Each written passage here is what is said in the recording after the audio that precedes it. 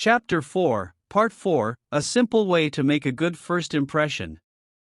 At a dinner party in New York, one of the guests, a woman who had inherited money, was eager to make a pleasing impression on everyone. She had squandered a modest fortune on sables, diamonds, and pearls. But she hadn't done anything whatever about her face. It radiated sourness and selfishness. She didn't realize what everyone knows, namely, that the expression one wears on one's face is far more important than the clothes one wears on one's back. Charles Schwab told me his smile had been worth $1 million. And he was probably understating the truth. For Schwab's personality, his charm, his ability to make people like him, were almost wholly responsible for his extraordinary success, and one of the most delightful factors in his personality was his captivating smile. Actions speak louder than words, and a smile says, "I like you.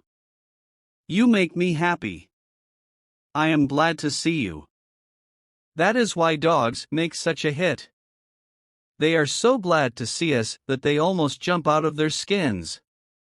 So, naturally, we are glad to see them.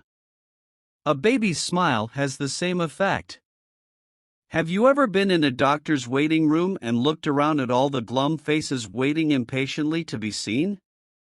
Dr. Stephen K. Sproul, a veterinarian in Raytown, Missouri, told of a typical spring day when his waiting room was full of clients waiting to have their pets inoculated.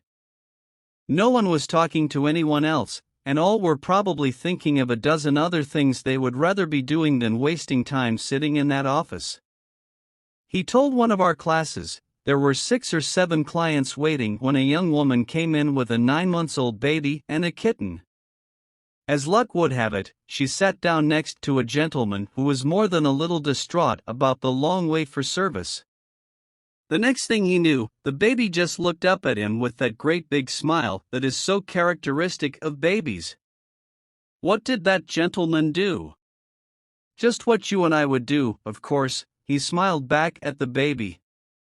Soon he struck up a conversation with the woman about her baby and his grandchildren, and soon the entire reception room joined in, and the boredom and tension were converted into a pleasant and enjoyable experience. An insincere grin? No. That doesn't fool anybody. We know it is mechanical and we resent it.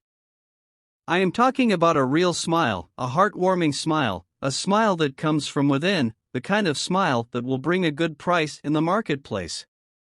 Professor James V. McConnell, a psychologist at the University of Michigan, expressed his feelings about a smile. People who smile, he said, tend to manage, teach, and sell more effectively, and to raise happier children.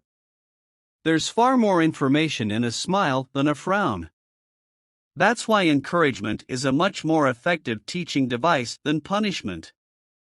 The employment manager of a large New York department store told me she would rather hire a sales clerk who hadn't finished grade school if he or she has a pleasant smile, than to hire a doctor of philosophy with a somber face. The effect of a smile is powerful, even when it is unseen. Telephone.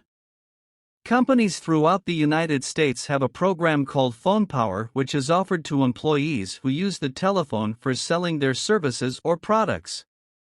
In this program, they suggest that you smile when talking on the phone.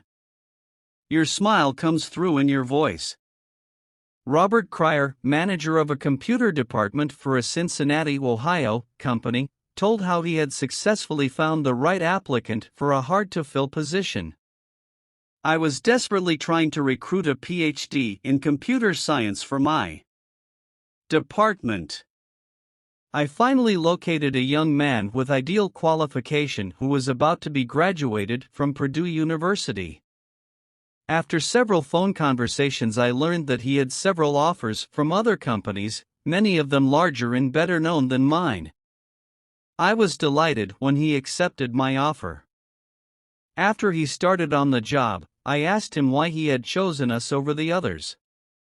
He paused for a moment and then he said, "I think it was because managers in the other companies spoke on the phone in a cold, businesslike manner, which made me feel like just another business transaction.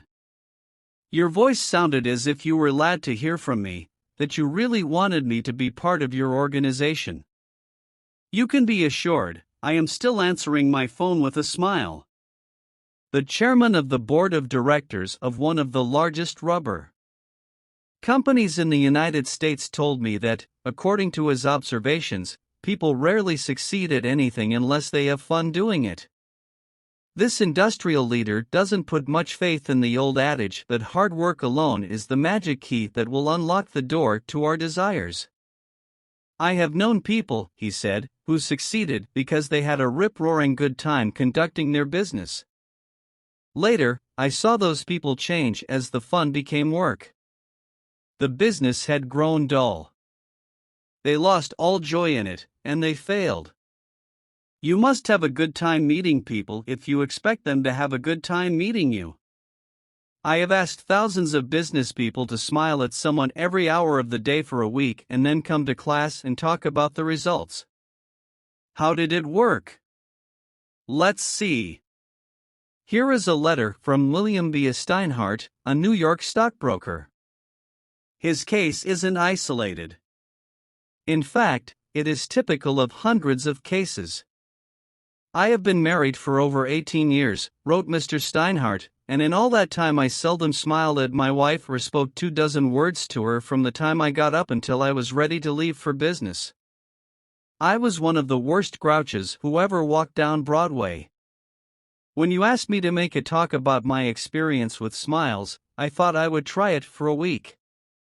So the next morning, while combing my hair, I looked at my glum mug in the mirror and said to myself, Bill, you are going to wipe the scowl off that sour puss of yours today. You are going to smile. And you are going to begin right now. As I sat down to breakfast, I greeted my wife with a good morning, my dear, and smiled as I said it. You warned me that she might be surprised. Well, you underestimated her reaction. She was bewildered. She was shocked. I told her that in the future she could expect this as a regular occurrence, and I kept it up every morning. This changed attitude of mine brought more happiness into our home in the 2 months since I started than there was during the last year. As I leave for my office, I greet the elevator operator in the apartment house with a good morning and a smile. I greet the doorman with a smile. I smile at the cashier in the subway booth when I ask for change. As I stand on the floor of the stock exchange, I smile at people who until recently never saw me smile. I soon found that everybody was smiling back at me. I treat those who come to me with complaints or grievances in a cheerful manner. I smile as I listen to them and I find that adjustments are accomplished much easier. I find that smiles are bringing me dollars, many dollars every day. I share my office with another broker. One of his clerks is a likable young chap, and I was so elated about the results I was getting that I told him recently about my new philosophy of human relations. He then confessed that when I first came to share my office with his firm he thought me a terrible grouch, and only recently changed his mind. He said I was really human when I smiled. I have also eliminated criticism from my system. I give appreciation and praise now instead of condemnation. I have stopped talking about what I want. I am now trying to see the other person's viewpoint.